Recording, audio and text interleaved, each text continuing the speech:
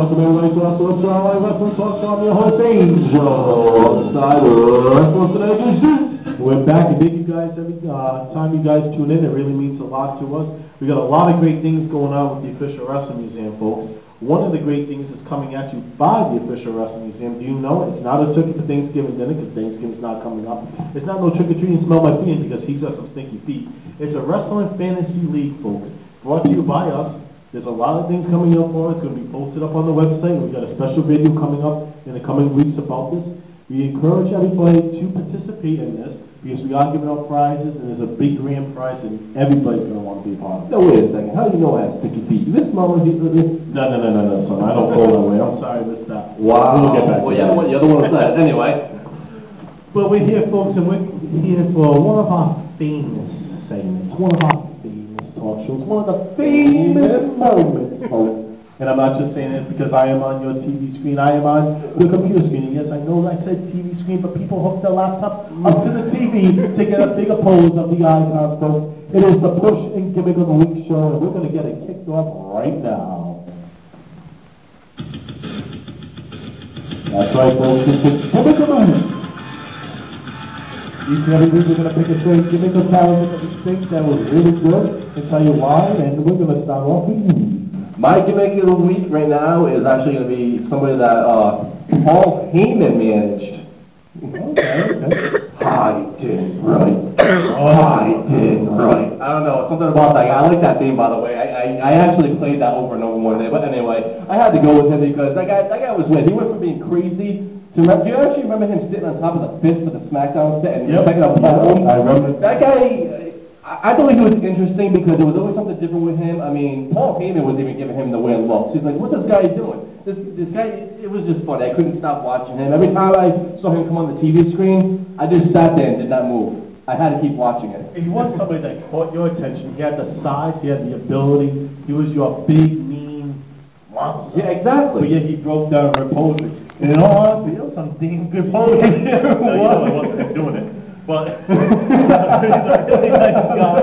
But no, that's a pretty good push. Not too many people hear of him too much. He's still on the independent scene, but he doesn't do too much anymore. It's a shame because he definitely had. I could see him in TNA, like going through TNA like crazy. Oh, easily. In a heartbeat. My gimmick of the week, somebody a little bit different. Somebody a little bit that needed a towel. That's right. Val Venus. Hello, ladies. Now, Val Venus was an individual that was a bootleg porn star. Actually, they said he actually did make a couple real. Yeah, no, he really did. Yes, okay. He did. But we don't condone that, right? That's another whole. But and also, what's good about Val Venus is we have a towel signed by him, part of the Official Wrestling Museum. That's just a cheap plug for the museum. But he was somebody that really caught your attention when he came and he hit that curtain. Everybody wanted the eyes on him. Every guy hated him. Every female loved him. Of course. He came down, and he was a phenomenal worker in that ring. He definitely was. Oh, yeah, Once he yeah. flew off the top rope, he wasn't somebody that you thought could fly off the top rope. But when he did, it was as clean as could be. I've never seen him go off the top rope. His beautiful money shot. Yeah. He was never off it once. It was always picture perfect. It was very hard to go off the top rope and be picture perfect, let alone one time, let alone a million times that he's done it. Oh, yeah, I could definitely agree with that. Yeah. Molly. Yeah. Maybe he actually showed up in TNA, too. Yes, he did. Yep. Well, Kobe brought him, he was there for maybe 2 weeks at that. Hey, he worked TNA. He is doing the independent scene still, and he does some signings and stuff. Right now, his political views on some topics, I think, keeps him away from some independent companies because I don't think they want to get tied in. And I honestly think that's what's keeping TNA from renewing him and WWE from rehiring him. Right. Because I heard that he was supposed to become, a road agent. I heard he was supposed to become a trainer. But because he's so much for his views, and he puts it out there very much, and he has 2 different Twitter accounts. Probably called Twitter. Follow us on Twitter, Facebook. What are we doing here? Follow us on Twitter. Wrestling_museum. Just drop the J. And he puts all his views on there in 2 different accounts. He also links it to the Facebook. We have Facebook, facebook.com/theofficialwrestlingmuseum. You can find us there. Well, he puts all the views out there. And I think that's the reason why they're so negative on doing something like that. Right. And putting them out there because not only he's putting it on 2 social media sites, what about if he starts putting it on YouTube, like YouTube got, youtube.com/wrestling museum. You can subscribe to us there. And he starts doing that. Now there's something camera-like, and I think that's what they're afraid of. Probably, most definitely, yeah, I can agree with that. Oh, thank you. You're welcome. I'm actually agreeing with you for a change. You really put so much effort into Yes, I did. Wow, Yes, you I really did. did that. No problem. That's right, folks. It's a push of the week. We decide who needed a good push like that. And it was the first, wow, he really touched me. Did you see that? Yes. You see that? He owes me money for that. Yes. Who's your push of the week? My push of the week is somebody that started to get a semi-push in TNA, and then they stopped, and he's released now, the folks. I'm talking about the Pope D'Angelo scenario. I was very upset. He actually did get a title shot, but they let him lose. I believe he actually lost twice. I could be wrong. But he was in 2 main events and lost twice. I'm like, this is just wrong. I was so excited. I forget what he called his finish with the knees in the corner, but I just got so upset. Every time he lost, I was like, what is TNA doing to this guy? That's a really good one, because even when he was Elijah Burke in WWE, he's very, very talented, and I think the problem with him was one simple thing. He was this, okay?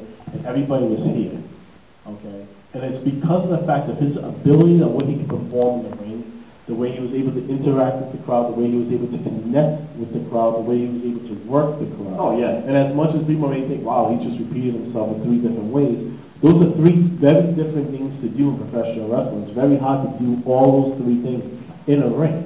You know, when it's showtime, you may think of all this stuff. Oh, I'm going to hit him with a body to the suplex, and I'm going to tell this guy to shut up. But when you're in that ring, there's so much going on in your mind. You have to think of all that stuff. And the Pope was able to separate himself from all of that and really make himself, hey, I'm somebody in this business.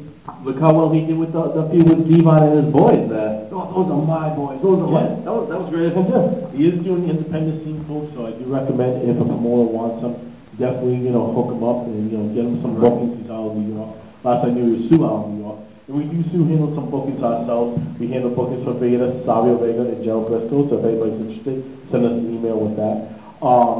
But I definitely think he's somebody that deserved the right push in both companies, and he did not get it, and I would not mind either company re-signing him and pushing him. So I think he does.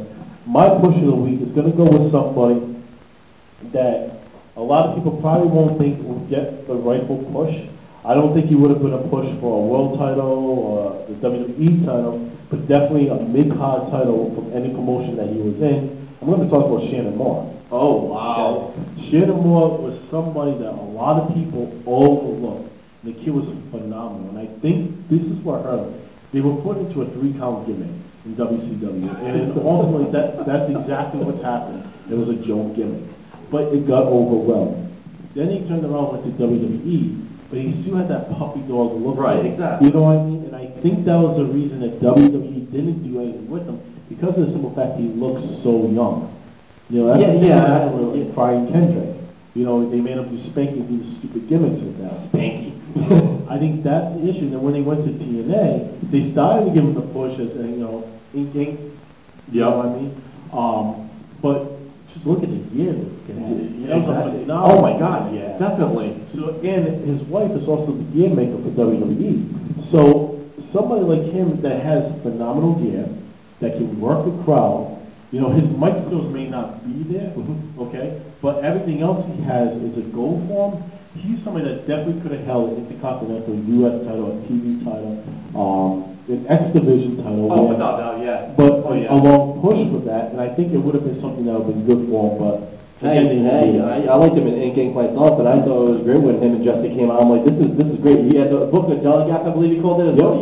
Yeah, definitely. And we're actually looking to do some things with Shannon Moore in the future and stuff, so hopefully everything goes good with that. And it's funny about the Ink and stuff, because I've talked to both individuals, and Jesse Neal is actually engaged to Brooke Savage, which is on the independent scene. She's did some work for SmackDown. But also, there was their tension now is like weird. And it seems like they never really got along. They traveled together, they always hung out together, but it always seemed like they didn't mix. You know what I mean? Yeah, no, but at the ring, they pulled it together. Props to both of them. But that just shows you Shannon Moore can bring it to that next level. Justin Neal's as well, but it just shows you the character of what Shannon Moore has, how he's put people over in matches, not only high flying, but grappling. He's somebody that definitely deserves it. I can agree with you 110%. I think he would have got a much better push in TNA than WWE, but yeah.